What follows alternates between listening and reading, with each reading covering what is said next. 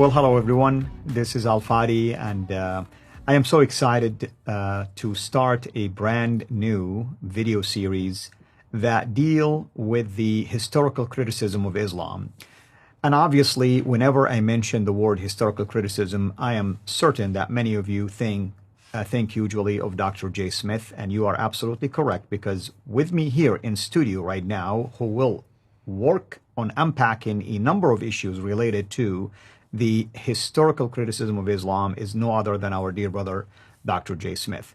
Now, the reason why we wanted to do something related to that and really putting it all together, technically speaking, that's the way we want to call it, is that many of you have been commenting on his channel and even sometimes on my channel, asking us to put all of these different series and all of the wealth of information that has been shared with you concerning the standard Islamic narrative and the many problems in there, in a way, in a series that simplifies all of that at least, and maybe follow a logical order, if you wish. And that's why we are going to do this particular series that we will be calling, putting it all together, a historical critique of Islam. And as I mentioned, with us here in studio to unpack all of that is our dear brother, Dr. J. Smith. Dr. J, thank you so much as always, and it's a pleasure to work with you, especially on a topic like this that is becoming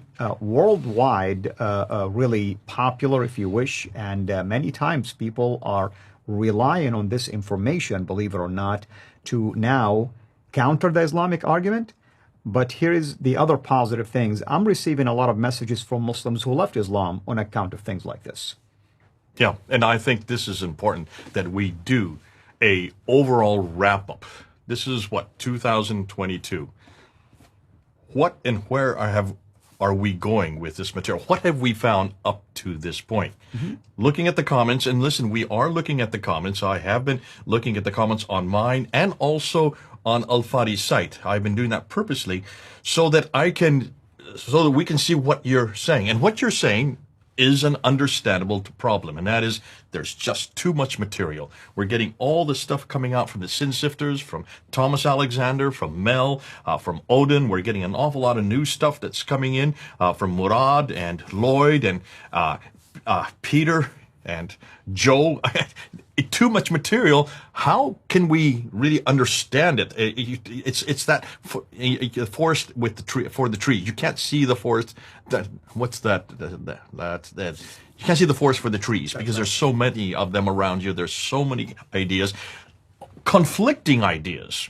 I mean, we have this new debate that's happening within the Sin Sifters between Thomas Alexander and Mel concerning the Dome of the Rock. That's right. Yeah. And so what we've decided, Al-Fadi and I, is to come together and try to look at, looking down from above, what we're really saying, what we think really happened, why each one of these categories is important, and how they all fit together. So this is kind of an overview. And we're going to cover 4 areas. Right, and I think the areas, if I may jump here, has to do with the problem of the sources. Yeah, and why is that important? Well, I mean, because many times we've emphasized the fact that you have sources that Muslims rely on that are later sources. Later, you know, you're missing eyewitness accounts sometimes. Sources that do not collaborate at least the 7th century rise of Islam, or the 7th century existence of a man by the name of Muhammad, or the 7th century, the existence of a preserved complete Quran. I mean, there's so many things when it comes to the sources. And that's, I think, some of the stuff that you will be unpacking for us also in this particular series. Yeah. And I will say one thing also to the audience. One of the problems that I have had coming here into the studio with Al-Fadi is that I do the lion's share of the speaking. And a number of you have complained, Jay, shut up. We want to hear Al-Fadi speak more. And that's understandable. What people don't realize is I'm invited into the studio to introduce the new research. Al-Fadi is hearing it for the first time, much of this. So that's why he has to listen.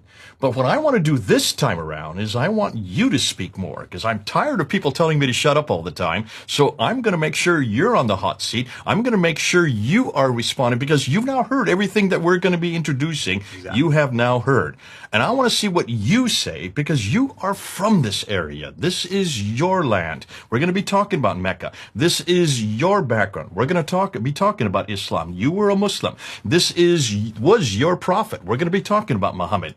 And we're also going to be talking about the sources.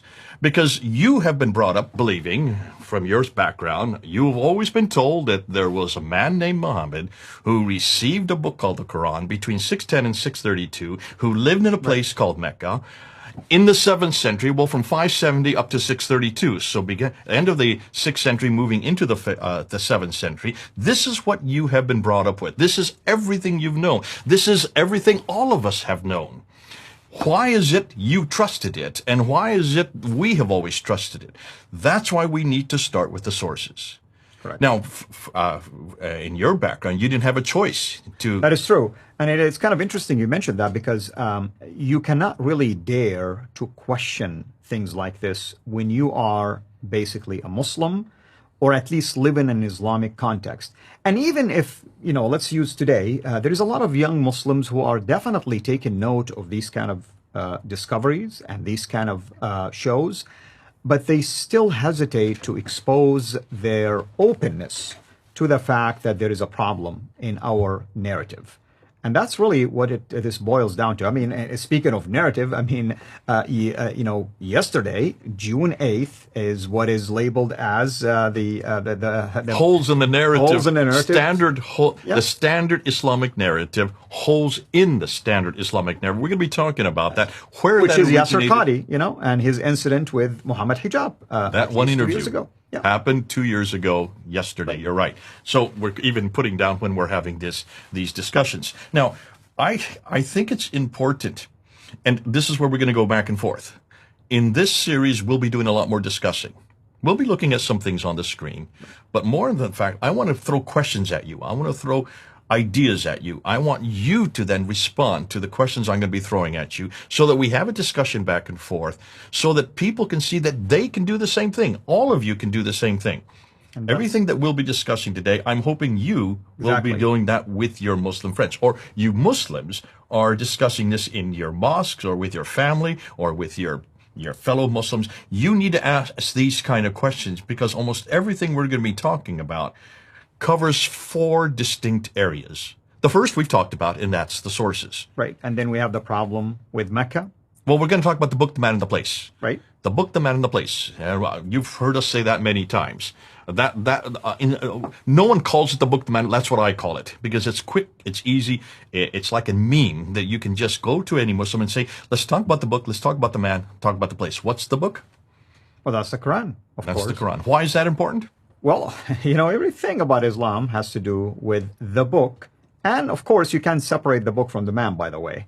And you can separate the book, the man, from the place. All of it work together. But the book, of course, is allegedly a revelation from God. It's a continuation of prophecies that came in the Old Testament and the New Testament. So it ties itself to the Bible.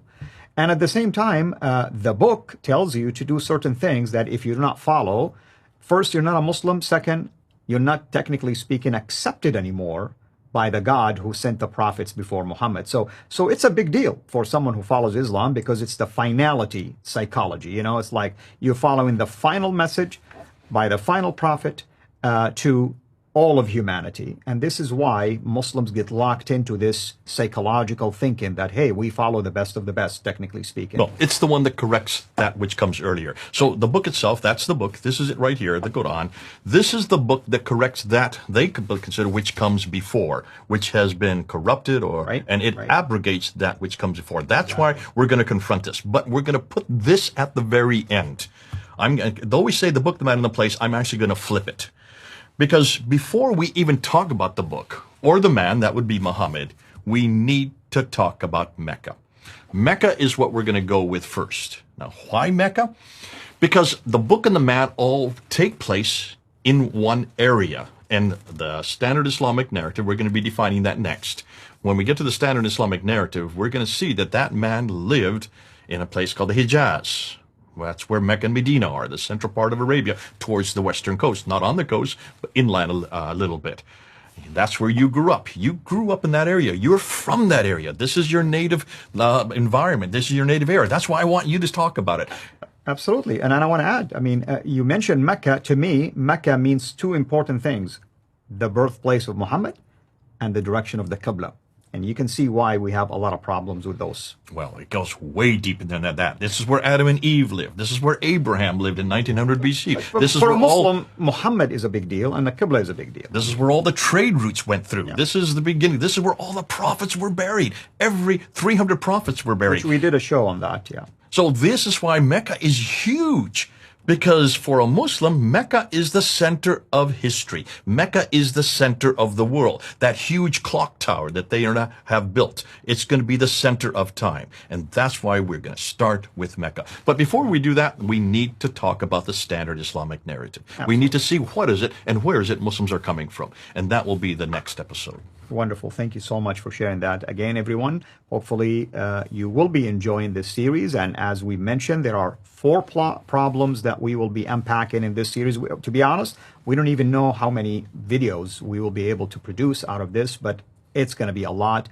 So we're going to talk about the problem of the sources, the problem of Mecca, the problem of early Islam / the man, which is Muhammad, and then the problem with the book, and that's the Quran. But before we do all of this, next show, we will begin to unpack to you what is meant by sin, or the standard Islamic narrative. Thank you, Dr. J. Thank you, everyone, for watching. Until next time, have a blessed day. Thank you for watching this video. Be sure to like and subscribe to our channel, CIRA International, and click on the bell so that you receive notifications whenever we publish a new video or go live. I would also like to appeal to you to consider becoming a Patreon patron by clicking the link right below. By doing so, you can give towards the production of these videos. There are also other options for you where you can give to our channel. I thank you from the bottom of my heart.